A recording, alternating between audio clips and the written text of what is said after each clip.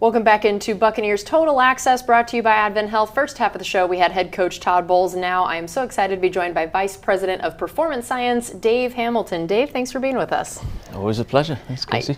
I love this interview every year. I feel like you're the one that I just learned so much from, and I feel like you're also the one that no one gets to hear from very often. So I very much appreciate it, and I thought it was a perfect time to talk to you after, especially a West Coast late night game that I'm sure throws a big wrinkle into a lot of the plans of what you guys try to do. And so I just would love to hear kind of some of the thought process of what goes into that as compared to just a normal maybe 1 p.m. home game, of all of the things that you and your department try to do to help the team be as ready as possible for that, whether it's the flight part, the different game time part, the time change. There's just so many elements to it. Yeah, I mean, it's always a challenge when you think that we're an East Coast team going to the West Coast and the time of that game. So we'll do as good a job as we can to kind of mitigate the challenges that are associated with that level of travel. So we know we've got like a 4-hour plus flight. We know we're going to arrive there. We have an extended day once we arrive. And then of course our body clocks are sat on the East Coast. So when we get there, players typically going to feel like they want to wake up at 4, 5, 6 in the morning on West Coast time. Mm-hmm. And so that 5 o'clock, 5:30 game for us is going to feel like it's a much longer day. But at the same time, it doesn't offer a great opportunity for napping, which we would typically do on a night game, 8:30 here on the East Coast. So it brings about challenges. So as best as we can, it's about helping the guys be organized, feel like they've got an appropriate amount of time to get what they want to get done. We'll always do in the morning, we'll do some activation to help the guys kind of get that system, their nervous system back in place to get ready for the evening game. And then hopefully there's an opportunity to get a little bit of a nap in that day. Napping is great because it's going to help increase the hormone levels. It's going to have some positive impact on reactivity and skill acquisition. So there's benefits to that nap. But the bigger challenge for us is probably how do we get back to the following week and how we've now got to prep for a home game. So for us, that game would have finished on the West Coast 11 o'clock. By the time we're on a plane, it's now 1 o'clock coming back, another 4-hour flight. So we're going to arrive back here, or we did arrive back here at 6:30 a.m. Jeez. And now we've got, how do we deal with that for the remainder of this week? So that's probably the bigger challenge, not necessarily going there and playing on the West Coast, as opposed to coming back and making sure it doesn't now bleed into the remainder of our preparation coming into the week. So as a result of that, when the guys got back on Monday, we recommended like a 2-3 hour nap, assuming that they would have got some sleep, although modified on the plane. And then we got them back into the facility, and they had some very bespoke recovery modalities to do to get them up and about. So they had some recovery modalities based on the demands of the game for them that they would do yesterday. And then for those guys who need it, we would offer some additional sleep supplementation, just very basic stuff, whether it be magnesium, melatonin, to support their sleep demands on Monday night and now Tuesday night, to get us ultimately back on a normal schedule so we can start our practice routine. That's so interesting. And how about specifically on the plane? You mentioned that of the challenges of either trying to sleep or just the challenges of long flights like that. What are some of the things that you guys do to try to help them with the flight part of it, both there and back? Yeah, it's tough. It's tough because they're big-bodied guys trying to sit in confined seating spaces. We know that when you sit down the plane, you're effectively occluding your blood flow at the hip because of the way that we sit. So it's not great from a circulatory standpoint. So we offer guys things like recovery devices like Firefly that will sit behind the knee, stimulates perineal nerve. Yeah, I remember the first time I saw one of those on a guy, I was very confused about what was happening. He was sitting in front of me on the plane and I just saw his leg muscles twitching and I was like, is he okay? Should I alert someone? And then I realized it was on purpose. So they're great. They kind of help increase circulation whilst you're on the plane. We have guys, we'll have at the beginning of the year, we have a company come in that does medically graded compression. So they 3D scan their legs.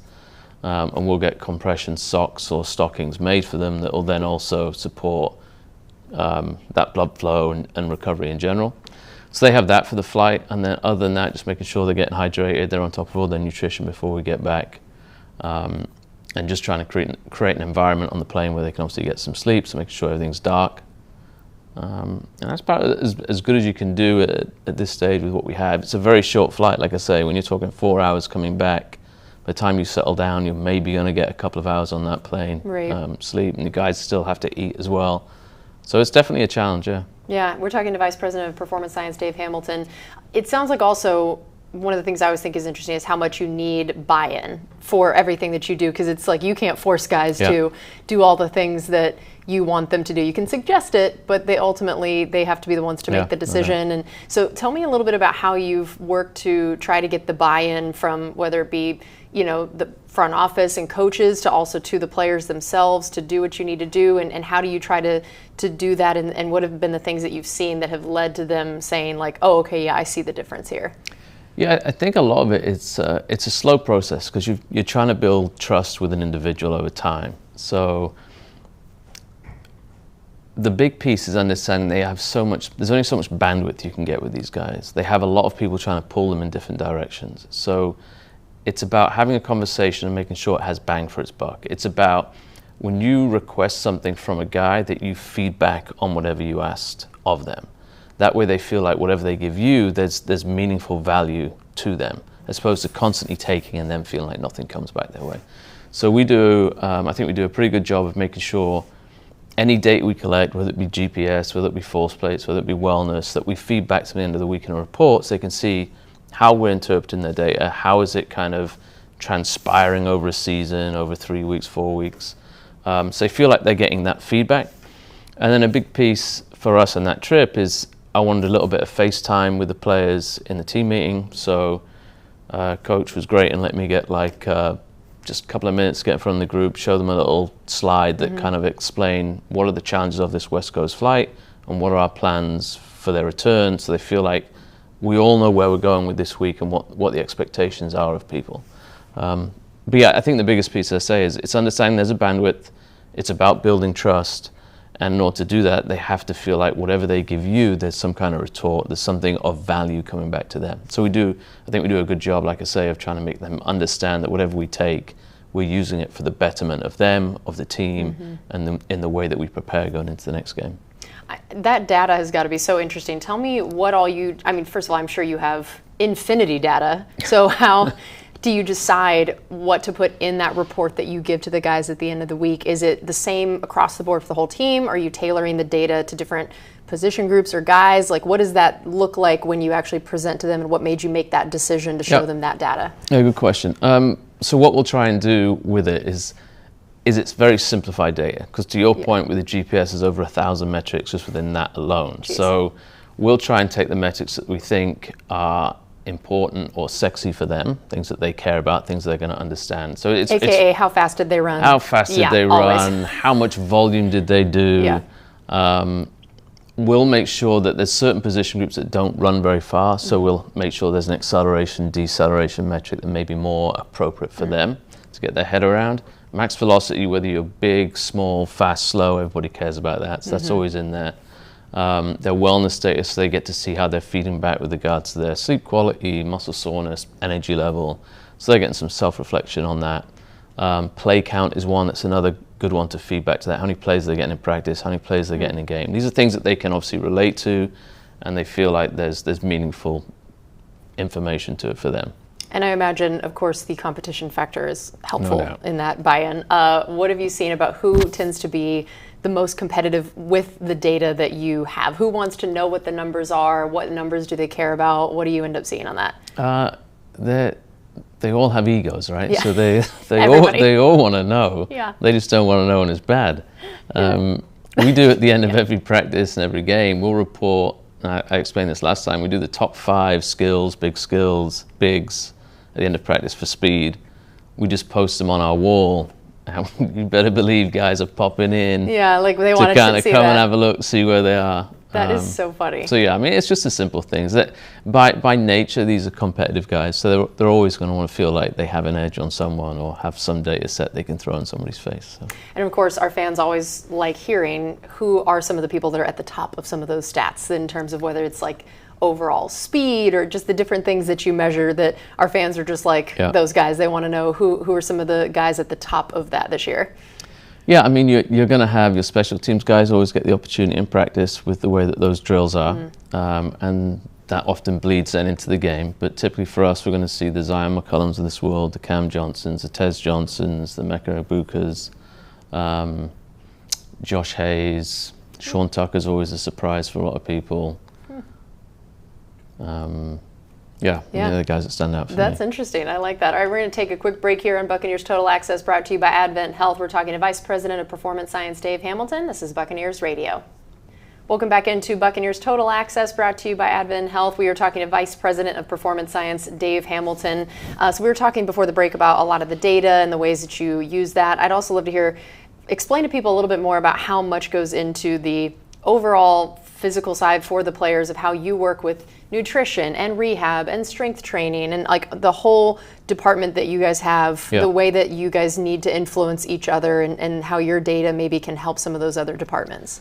Yeah, so I think bigger picture, we look at it as almost these three pillars, where we have one where we want to make sure that the athletes are available to compete, step one.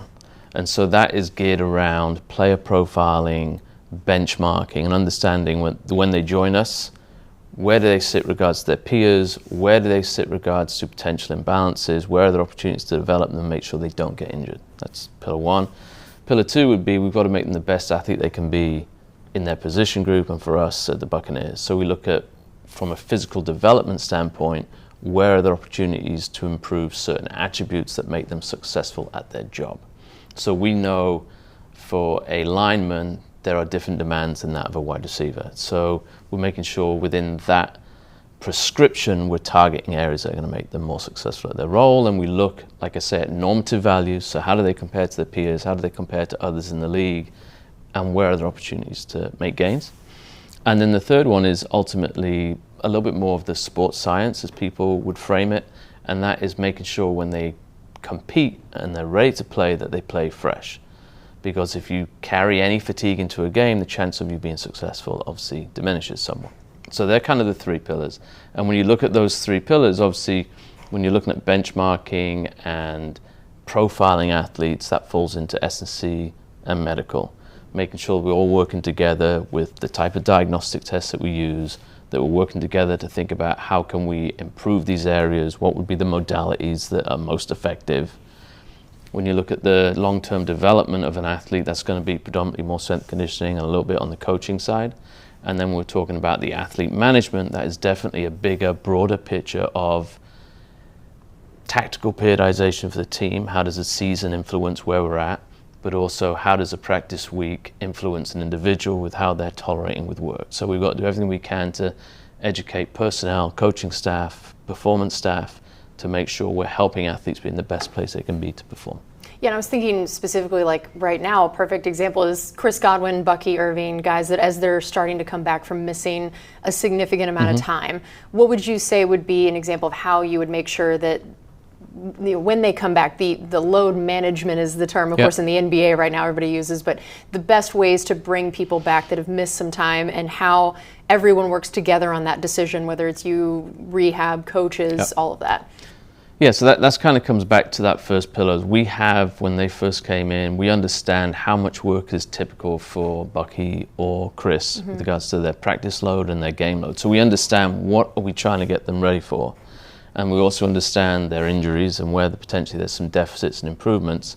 And so we're looking to, number one, isolate the injury itself and make sure that that limb or that area is appropriately in range with where it was prior to the injury. And then we're looking at the game load and we're thinking, okay, if we need to progress you back over 10 days, 7 days, 14 days, whatever 2 weeks, whatever that is, what would that progression look like so it feels like there's a ramp-up period? And not 0 to 100. Correct. The last thing we want to avoid are these cliffs of change where you have to help muscle tissue become more tolerant to load. And if you just go straight to high load, that tissue will break down again or at risk of re-injury.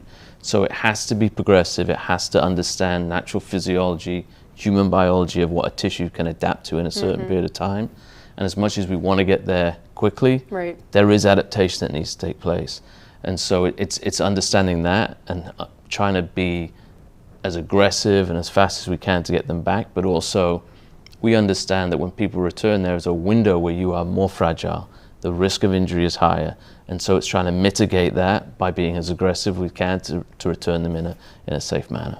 We're talking to Vice President of Performance Science, Dave Hamilton. I think that it's so interesting. Also, you talked about the difference in position groups and how you guys try to figure things out for that. I actually just had Martin Gramatica on my show yesterday, and he talked about when he was playing that it was he and the O-line were doing the same workouts. He was like, now obviously with different weights, but he said they're doing the same workouts. And it was so interesting to hear that how much sports science has changed over time in that sense of that's just comical now to imagine that a kicker and O-lineman would be doing the exact same workout. So what are the things that you think have both changed the most in sports science over the years, and then specifically for when it comes to how we look at different players and position groups independently of each other? I would hope it hasn't changed a lot with regards to that prescription, right? Interesting. You should always understand that an athlete's demands are different, and therefore it would make sense to train them differently, as is appropriately for their positional demands. I get that sometimes maybe historically you are resourced slightly different, and therefore bang for your buck is, okay, I need to get people to do some general training, and that's maybe where that fell in that scenario, just a resourcing standpoint.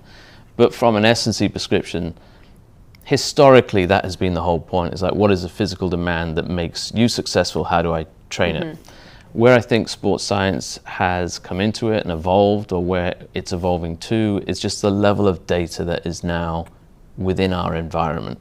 Whether it be the wearables we have, whether it be looking at sleep, whether it be hormonal data. There's a lot of information that's now coming in, and where sports science should be there is to just remove the paralysis by analysis. Too much data can get confusing. So really it's just a filter to what is meaningful data, how do these data sets relate to each other so that you're influencing performance or recovery or whatever it is. Where it goes wrong is exactly that. It's not a filter, and we just buy more technology and we get more information, and now people are blinded to numbers, coaches are confused, practitioners are confused, athletes are confused. So sports science should really just be the individuals, that system that's helping interpret data and put it into more meaningful, practical use. And not almost weaponizing it against people, which is the fear that I think our industry can go wrong. And actually we make people more fragile because we're now fearful of the data. We don't know what it means. And so it is a balancing act. Over-correcting or compensating, Right, it's the science and art of it versus the data that just becomes almost confusing. Yeah, that makes a lot of sense. And you've talked about some of the ways you guys do get data and the way you've decided to use it. I know we've talked a fair amount about the GPS ones on here before. What are some of the other ones that you guys use, the other ways that you maybe do, especially like you mentioned, figuring out, okay, is this arm that was hurt back to where it was before, the ways that you actually kind of test and measure guys' potential pre-post injury, things like that? Yeah, so we use different technologies. We basically have a lot of things where we're trying to, it's called strength diagnostic. So we're going to use tools that are going to be like load cells, strain gauges, and they're going to be able to tell us information about how much force a limb can impart, how fast can it impart that force, how fast can a body part move. It's trying to be able to identify what is the injury, where's the deficit again, and how do I appropriately train it. And so it's a force plate, it's a force frame. We have Nord boards. It's all around just trying to gauge left versus right, functionality of the body, and where is the imbalance right now with that particular injury. So there's some of the pieces we have. We have other stuff that's more intrinsic, more internal, where they're looking at hormonal profiles, and that's going to tell us, is a body in a state of adaptation? Is it in a state of recovery or stress? We're trying to get indicators of how we are responding. And again, you want to make the right decision to put them in the best place come game day, or to be able to tolerate the demands of practice. At the same time, the technology they wear on their back now in the GPS, it's sensitive to identify running gait. Like, did they run more on their left leg versus their right leg? Is there a movement pattern that they're starting to do more often that's leading to an imbalance on one side of the body? Because over time, those imbalances are what create the high risk of injury. And we want to do everything we can to balance them out, address them, etc.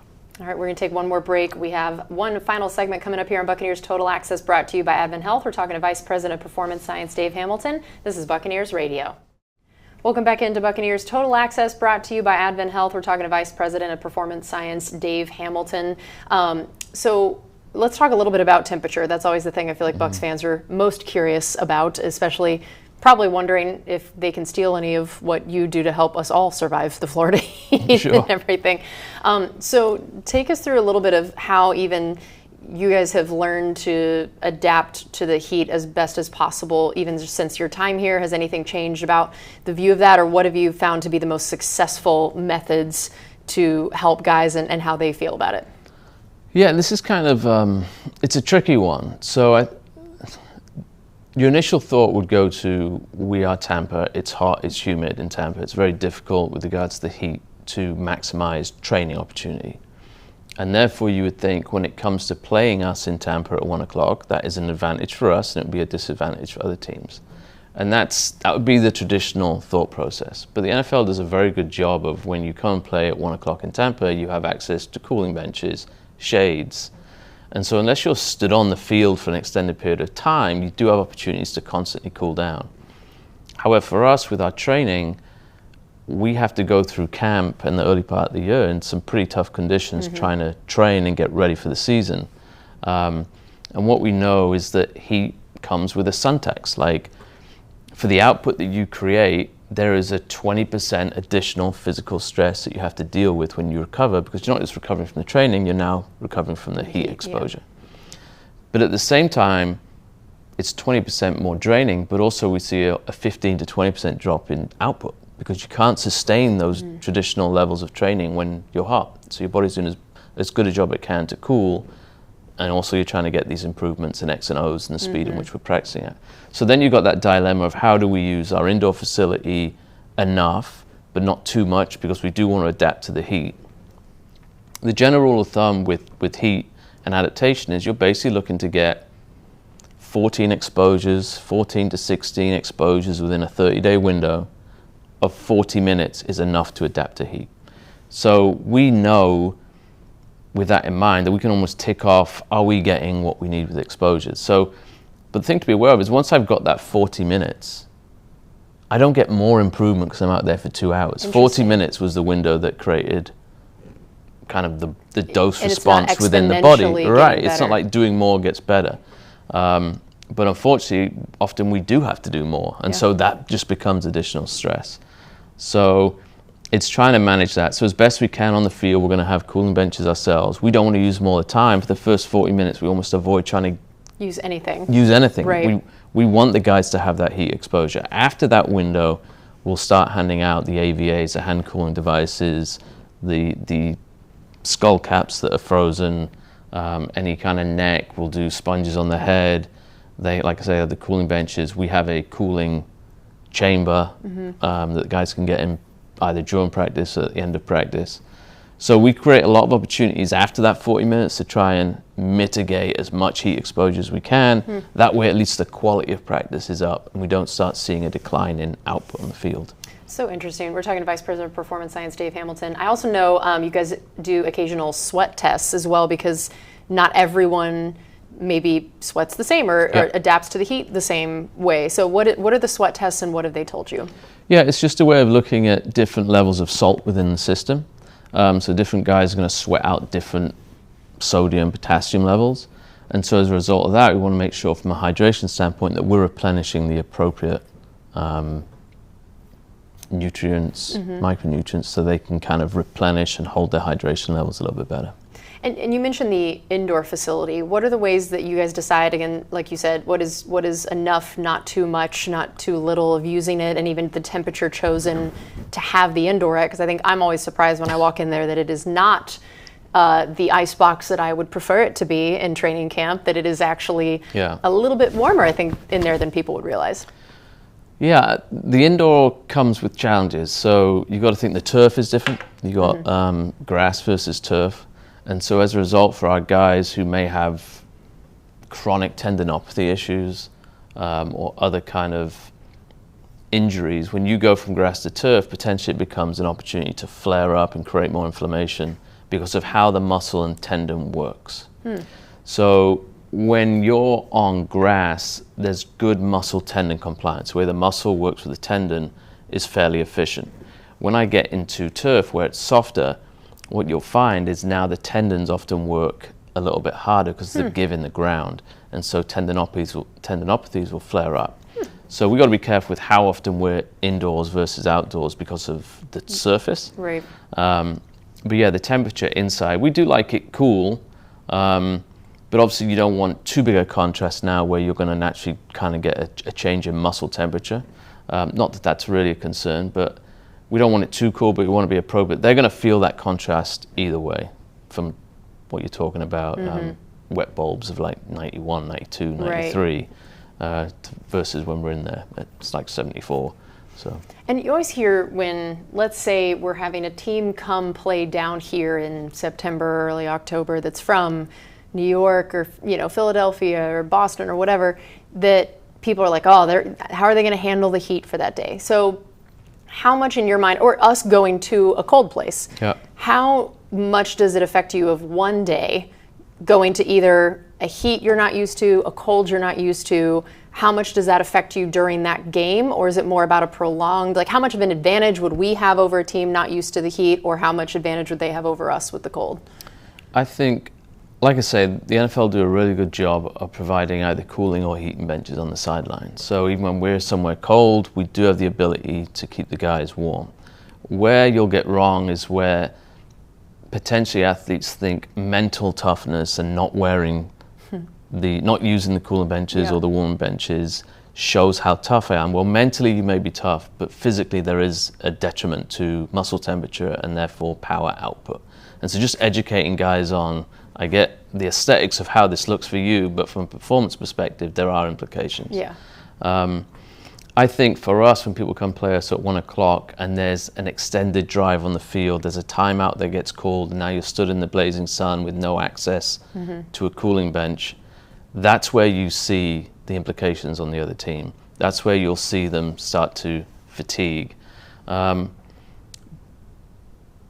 throughout the game, you're going to see more impact. In the fourth quarter, you're also going to see more of an impact than the first quarter.